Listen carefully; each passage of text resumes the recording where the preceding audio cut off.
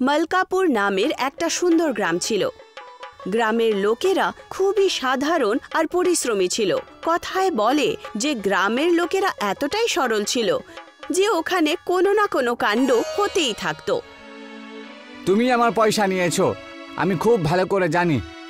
আরে আমি তোমার কোনো পয়সা চুরি করিনি, তুমি আমার উপর বদনাম দিচ্ছ। হ্যাঁ, আর তোমার কাছে তো এমনিতেও কানাকড়ি কিছুই থাকে না, তোমার বাড়ি থেকে কে চুরি করতে যাবে? হ্যাঁ, মলকাপুর গ্রামে কিছু ব্যবসায়ী এসেছিল যারা পয়সা কড়ির কথা নিয়ে তর্কাতর্কি করছিল, আর এই কথাটাই গ্রামের প্রধান পর্যন্ত পৌঁছায়। তুলসীরাম, সকাল সকাল আমার কাছে কেন এলে তোমরা দুজন? মালিকের কল্যাণ হোক, এই বেঈমান আমার পয়সা চুরি করেছে। ওর তো খাবার খাওয়ার একটা বাজে অভ্যাস তৈরি হয়ে গেছে। সারা দিন রাত শুধু খেতেই থাকে, ও সারা দিন রাত সবসময় গিলবে, আর যখন ওর কাছে পয়সা শেষ হয়ে যায় তখন অন্যের কাছে গিয়ে পয়সা চুরি করে নেয় বা ধার করে খাবার খায়। আরে আমি চুরি কিছু করিনি, আর নাকি আমি চোর। দেখো, আমাদের গ্রামে চুরি করেছো, এটা খুবই খারাপ ব্যাপার। এর আগে আমাদের গ্রামে কখনো হয়নি। আমাকে বিশ্বাস করুন, আমি চুরি করিনি। যদি আপনি চান তাহলে আমার তল্লাশি নিতে পারেন। আসল সত্যি হলো এটাই যে চুরি তুলসীরামই করেছে, আমি না। বাহ বাবা বাবা, চোরের মায়ের বড় গলা। চুরি করেছে তার উপর এত বড় বড় কথা বলছো? হ্যাঁ, দেখুন প্রধান মশাই, পয়সা ওই চুরি করেছে, আমার পয়সা উধাও হয়ে গেছে। প্রধান মশাই, আমি যদি সত্যিই চুরি করে থাকি তাহলে তুলসীরামকে বলুন প্রমাণ করতে, না হলে আমার কাছে ক্ষমা চাইতে বলুন। তুমি কি প্রমাণ করতে পারবে? তোমার কাছে কোনো প্রমাণ আছে তো? প্রধান মশাই, যখন আমার কাছ থেকে পয়সা উধাও হয়ে গেছে তখন তো এ আমার কাছেই ছিল। এখন তুমি বলো ভাই, তোমার কাছে কি প্রমাণ আছে যে তোমার চুরি তুলসীরামই করেছে? আমার কাছেও প্রমাণ নেই প্রধান মশাই। আমার পয়সা যখন চুরি হয়েছিল তখন তুলসীরাম আমার কাছেই ছিল। তোমাদের দুজনের কাছে একে অপরের বিরুদ্ধে কোনো প্রমাণ নেই নাকি? আমার সময় নষ্ট করার জন্য তোমরা এখানে এসেছো? যাও, এখান থেকে চলে যাও।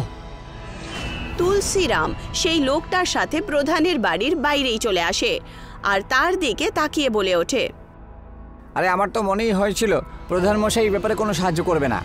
এখন যদি আমার কেউ সাহায্য করতে পারে তাহলে সে শুধু আমাদের গ্রামে বুড়ি কাকিমা। চলো আমার সাথে। আমি অনেক বড় বড় মিথ্যেবাদী দেখেছি তুলসীরাম, কিন্তু তোমার মতন মিথ্যেবাদী আমি কোথাও দেখিনি, বুঝলে? একে তুমি আমার পয়সা চুরি করলে, তার উপরে আমাকেই অপবাদ দিচ্ছ। হ্যাঁ, তুলসীরাম সেই লোকটাকে গ্রামের একটা খালি এলাকার কুটিরে নিয়ে যায়, যেখানে একটা মোটা বয়স্ক মহিলা ছিল। ওরে বাপ রে বাপ, এই বুড়ি মহিলা নাকি কোনো বুলডোজার? নিজের মুখ বন্ধ কর শয়তান, তুই তো চেহারা থেকেই চোর মনে হচ্ছিস। আপনি একদম ঠিক কথা বলেছেন, ও আমার পয়সা চুরি করেছে, সেই জন্য ওকে আমি আপনার কাছে নিয়ে এলাম। আরে তুই আবার আজেবাজে বকছিস তো? আমি কতবার বলেছি আমি কোনো পয়সা চুরি করিনি তোর, বরং তুই আমার পয়সা চুরি করেছিস। চিন্তা করিস না, এক্ষুনি কিছুক্ষণের মধ্যেই জানতে পেরে যাব। সেটা কিভাবে? আমার চোখ থেকে কোনো চোর বেঁচে যেতে পারে না। তোরা দুজন আমার বাড়ির বাইরে চলে আয়। বয়স্ক মহিলার কথা শুনে তুলসীরাম আর সেই লোকটা বাড়ি থেকে বাইরে চলে আসে। ওই কাকিমা ওদের দুজনকে একটা ক্ষেতের দিকে নিয়ে যায় আর দুজনের দিকে তাকিয়ে বলে, এখন আমার কথা মন দিয়ে শোন। তোদের মধ্যে থেকে কে মিথ্যে কথা বলছে আর কে সত্যি বলছে, এই ব্যাপারের সিদ্ধান্ত এক্ষুনি হয়ে যাবে। তোরা দুজন মাটিতে বসে পড়। আমি 123 বলে একটা মন্ত্র পড়ব। মন্ত্র পড়ার পর যেইভাবেই তোরা দুজনের মধ্যে কেউ চোর হবে তখন তার মাথায় জলের ফোঁটা পড়তে শুরু করবে। তুলসীরাম আর সেই লোকটা মাটিতে বসে পড়ে। বয়স্ক মহিলা খুব জোরে জোরে মন্ত্র পড়তে শুরু করেন। 1, 2, 3, বাজিয়ে দাও সবার বিন। হঠাৎ করে তুলসীরাম নিজের হাত মাথার দিকে তুলে দেয়। তক্ষুনি সেই বয়স্ক মহিলা বলে ওঠে, চোর তুই তুলসীরাম। এটা আপনি কি বলছেন? আমার মাথায় তো একটু চুলকোচ্ছিল, আমি চুলকানোর জন্যই হাতটা উপরে তুললাম। আমার এই চুল রোদের মধ্যে সাদা হয়নি, কিন্তু তোর মনে চোর ছিল, সেই জন্যে তোর হাত সবার আগে উঠলো। সোজাসুজি বলে দে, নয়তো আমি এইরকম মন্ত্র জানি যেটা পড়া মাত্রই তুই আগুনে পুড়ে ভস্ম হয়ে যাবি। বয়স্ক মহিলার কথা শুনে তুলসীরাম প্রচন্ড ভয় পেয়ে ওঠে আর সে সমস্ত টাকা বার করে বুড়ি মহিলার হাতে দিয়ে দেয়। আপনাকে অসংখ্য ধন্যবাদ। আরে কিসের ধন্যবাদ, তুই চোর চাইছিলি, তুই পেয়ে গেছিস, বাকি পয়সা তো আমারই। বেরিয়ে যা তোরা দুজন এখান থেকে। এ আবার কিরকম জোর জুলুম? আপনি পয়সা কি করে নিতে পারেন? না, ও সোজা প্রধানের কাছে পৌঁছে যায়। প্রধান মশাই, আপনি কিছু করুন না। একে তুলসীরাম নিজে চুরি করলো, তার উপর আমার সমস্ত পয়সা ওই বুড়ি মহিলা আমার থেকে কেড়ে নিল। বুড়ি কাকিমার এই ব্যাপারটা খুবই অন্যায়। এক্ষুনি ওনার বাড়ি যাচ্ছি আমি। এটা আমি কি শুনছি কাকি? এটা কি সত্যি? আমি চোরকে ধরার কথা দিয়েছিলাম, যেটা আমি পুরো করেছি। পয়সা দেওয়ার কথা দিইনি কিন্তু। আমাকে কি তুমি মূর্খ মনে করেছো? হ্যাঁ, আমাদের গ্রামের নাম দূর দূরান্ত পর্যন্ত বিখ্যাত রয়েছে, তাই না? তোমার জন্য আমাদের গ্রামের নাম খারাপ হয়ে যাচ্ছে। তুমি এই মুহূর্তে গ্রাম ছেড়ে চলে যাও তো। প্রধানের কথা শুনে কাকিমা উদাস হয়ে গ্রাম ছেড়ে চলে যায়। কাকিমা ক্ষুধার্ত হয়ে জঙ্গলে একটা পুকুরের পাড়ে একটা গাছের তলায় বসে পড়ে।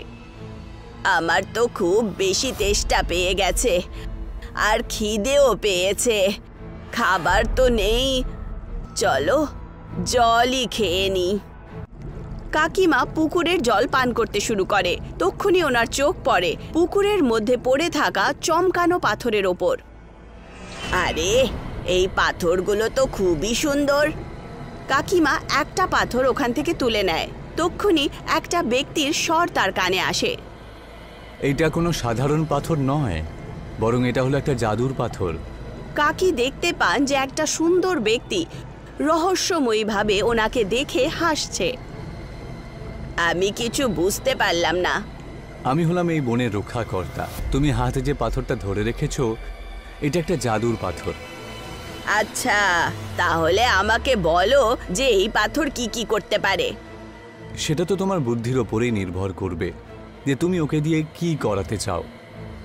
এইটুকু বলে সেই ব্যক্তি ওখান থেকে চলে যায়। কাকি সেই পাথরটা নিজের ব্যাগে রেখে অন্য একটা গ্রামের কোনায় একটা ঝুপড়ি বানিয়ে থাকতে শুরু করে। আবার তো খুব বেশি খিদে পেয়েছে। তক্ষুনি ওখানে সেই গ্রামের এক ব্যক্তি চলে আসে। এই যে তুমি এখানে কুঠির বানিয়েছো, কার অনুমতিতে? হ্যাঁ, কে তুমি? অচেনা লোকেদেরকে আমাদের গ্রামে এমনি ভাবে থাকতে দিই না। আমি একটা বয়স্ক মহিলা, আমি অন্য কারোর কিভাবে ক্ষতি করতে পারি? সেসব আমি শুনতে চাই না। আজকালকার মহিলারা খুব চালাকির সাথে চুরি করে পালিয়ে যায়, বুঝলে? তুমি এই গ্রাম খালি করে চলে যাও এখান থেকে। এইটুকু বলে সেই ব্যক্তি ওখান থেকে চলে যায়। এখন আমি কোথায় যাব? সব খারাপ হয়ে গেল। আমি কিছু টাকার জন্যে আমার নিজের স্বভাব কেন খারাপ করলাম? ওই গ্রামের প্রধানের কাছে সাহায্য চাইতে হবে। হতে পারে উনি আমার কিছু সাহায্য করবেন। কাকিমা আস্তে আস্তে হেঁটে প্রধানের বাড়ির দিকে চলে যায়, কিন্তু কাকিমা দেখতে পান যে প্রধান চিন্তিত অবস্থায় নিজের বাড়ির বাইরেই হাঁটছেন। আপনি কি এই গ্রামের প্রধান? আমি আপনার কাছে কিছু সাহায্য চাই। এখন চলে যাও কাকি, আমার ছেলের শরীরটা খুব খারাপ, আমি খুব চিন্তায় রয়েছি। প্রধানের কথা শুনে কাকিমার চেহারায় একটা চমক চলে আসে। আমি তোমার সাহায্য করতে পারি প্রধান বাবু। আচ্ছা, সেটা কিভাবে? আমি এরকম একটা স্যুপ বানাতে জানি যেটা খেয়ে আপনার ছেলে সুস্থ হয়ে যাবে। আরে এমন কোন স্যুপ রয়েছে যেটা খেলে আমার ছেলে ঠিক হয়ে যাবে? আরে বড় বড় ডাক্তাররাও তো আমার ছেলেকে সুস্থ করতে একেবারে ব্যর্থ হয়ে গেল। পাথরের স্যুপ। তোমাকে এখন কি বলি বলো তো? এখন শুধু এটুকুই বলতে পারি যে নেই মামার থেকে কানা মামাই ভালো। তুমি ভেতরে চলো। প্রধান কাকিমাকে নিয়ে বাড়ির ভেতরে চলে যায়।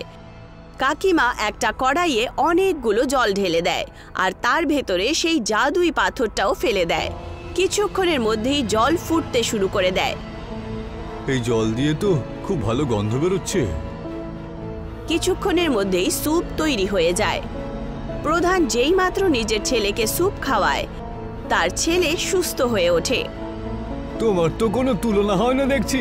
আমাকে বলো তোমার কি সাহায্য করতে পারি? কাকিমা খুবই চালাক মহিলা ছিলেন।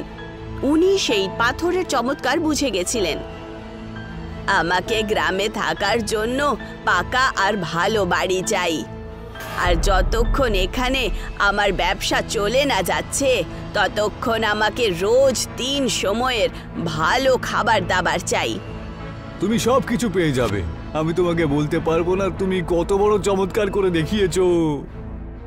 প্রধান কাকিমার জন্য ভালো বাড়ি তৈরি করিয়ে দেন। গ্রাম থেকে রোজ ভালো খাবার কাকিমার জন্য আসতো। সেই বনের রক্ষক একদম ঠিক বলেছিলেন, এই পাথর তো সত্যি জাদুই পাথর বাবা। ব্যাস এর ব্যবহার নিজের বুদ্ধি দিয়েই করতে পারবো আমি, কিন্তু আমি নিজের গ্রামকে খুব ভালোবাসি। আমি নিজের অপমান কখনো ভুলবো না। প্রধানকে একদিন নিশ্চয়ই শাস্তি দেব।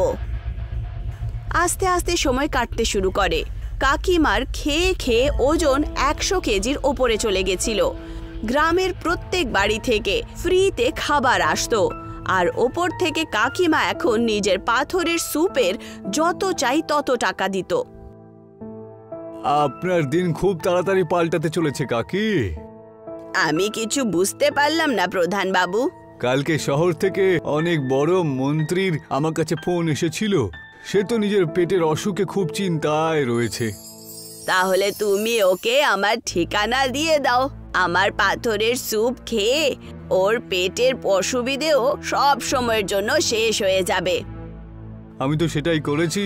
তোমার পাথরের স্যুপের জন্য ভালো দাম নিয়ে ওই মন্ত্রীর কাছ থেকে। আর একদিন সেই মন্ত্রী কাকিমার বাড়িতে আসে। অনেক দিন হয়ে গেল আমার পেটটা খারাপ চলছে। অনেক বড় বড় ডাক্তারদের দেখিয়েছে, কিন্তু কোনো লাভ হলো না। চিন্তা করো না, এখন তুমি এখানে এসে গেছো তো তোমার পেট একদম ঠিক হয়ে যাবে। যদি আপনি সেটা করতে পারেন তাহলে আপনি যা চাইবেন আমি আপনাকে দিয়ে দেব। কাকিমা পাথরের স্যুপ বানিয়ে মন্ত্রীকে খাইয়ে দেয়। পাথরের স্যুপ খেয়ে মন্ত্রী নিজেকে একেবারে সুস্থ বোধ করে আর খুশির চোটে বলেন, এ তো অবাক করে দিলে। যে কাজ আমেরিকার বড় বড় ডাক্তাররা পর্যন্ত করতে পারলো না, সেটা আমাদেরই দেশের কাকি করে দেখালো। বলুন কাকি, কি লাগবে আপনার? আমি আমার গ্রামে একটা অনেক বড় হাবেলি চাই, আর তার সাথেই প্রধানের পদও আমার চাই। তাই হবে। পরের দিন কাকিমা পুলিশ দলের সাথে নিজের গ্রামে চলে যায়। মলকাপুরের প্রধান কাকিমাকে দেখে বলেন, আমি জানতাম যে তুমি একদিন অবশ্যই ধরা পড়বে। তক্ষুনি মন্ত্রী প্রধানকে বলেন, আজ থেকে মালকাপুরের গ্রাম হবে এই কাকি, বুঝলে? এটাই হলো আমার আদেশ। আর এই গ্রাম ছেড়ে তোমাকে এক্ষুনি এই মুহূর্তে চলে যেতে হবে। আরে কেন, কি হলো? আমি আবার এমন কি করলাম যে আমি গ্রাম ছেড়ে চলে যাব? এই পুলিশগুলোকে দেখতে পাচ্ছ? তোমার জন্যই এসেছো। নয় গ্রাম ছেড়ে চলে যাও, নয়তো এই পুলিশ অফিসারদের সাথে চলে যাও। প্রধান বুঝতে পেরে যায় যে কাকিমা তার কাছে নিজের অপমানের প্রতিশোধ নিয়েছে। কাকিমা আজও নিজের হাবিলিতে পাথরের স্যুপ বানায়।